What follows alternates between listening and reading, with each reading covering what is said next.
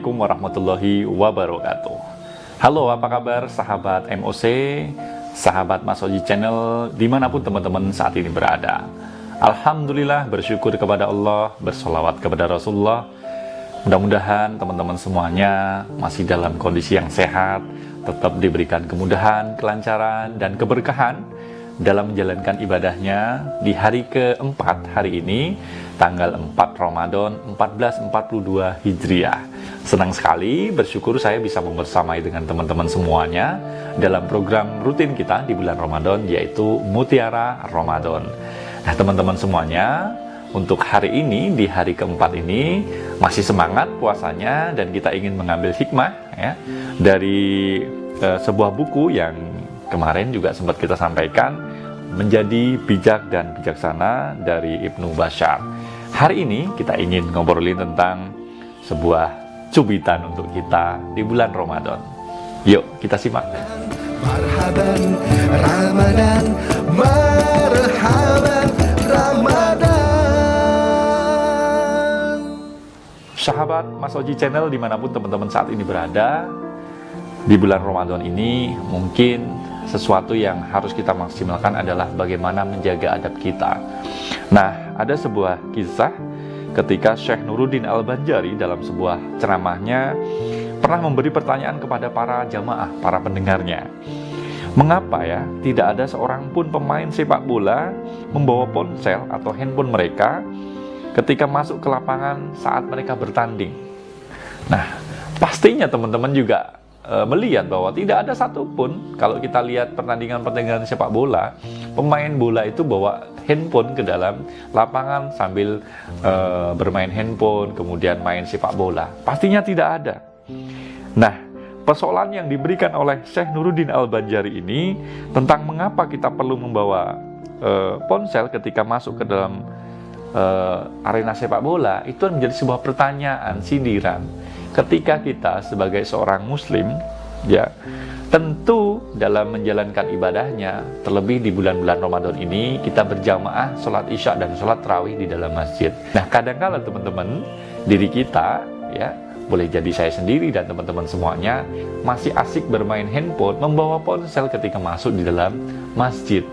Itu tentu bukan contoh yang baik, bukan adab yang baik bagi seorang muslim. Nah, apa yang disampaikan oleh Syekh Nuruddin Al-Banjari tentang mengapa kita tidak perlu membawa ponsel ketika masuk ke rumah Allah, ya barangkali kalau kita dibandingkan, seorang pemain bola saja tidak akan mau dia membawa handphone ke dalam lapangan bola ketika bertanding. Apakah rumah Allah, apakah masjid itu menjadi tidak lebih mulia dari lapangan bola?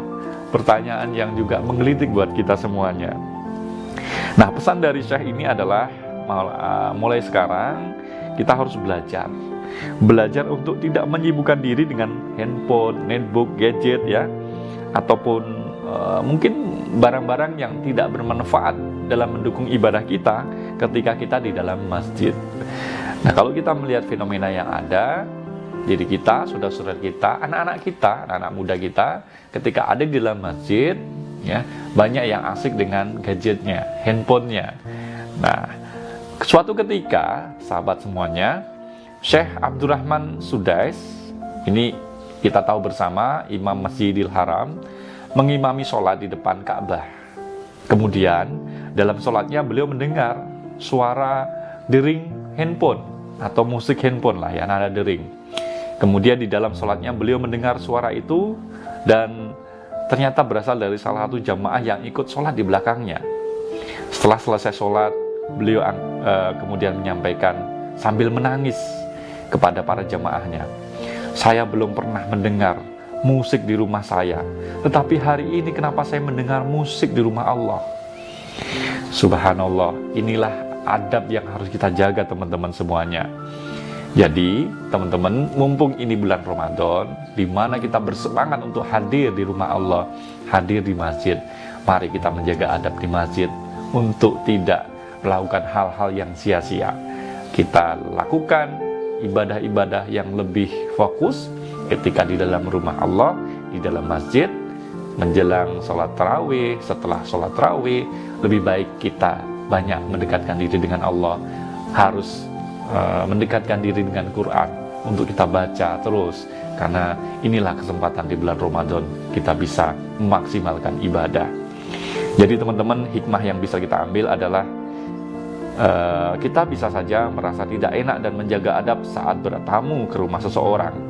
Jadi kita harus bisa pula menjaga adab ketika sedang bertamu ke rumah Allah, rumah Sang Maha Pencipta seluruh makhluk di dunia.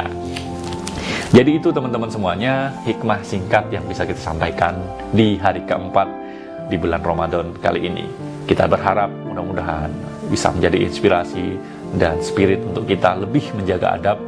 Jangan sampai bulan Ramadan, hari-hari berlalu sia-sia tanpa kita manfaatkan dengan semaksimal mungkin. Selamat menjalankan ibadah Ramadan. Sampai ketemu di hari besok, di hari kelima. Dan terima kasih atas segala perhatiannya. Jangan lupa dukung terus channel ini untuk terus menekan tombol like, share, dan juga subscribe bagi yang belum subscribe. Terima kasih sekali atas perhatiannya. Saya undur diri. Sampai ketemu besok. Dan Assalamualaikum warahmatullahi wabarakatuh. Ramadan, bulan kemuliaan, berlipat pahala, berjuta ampunan.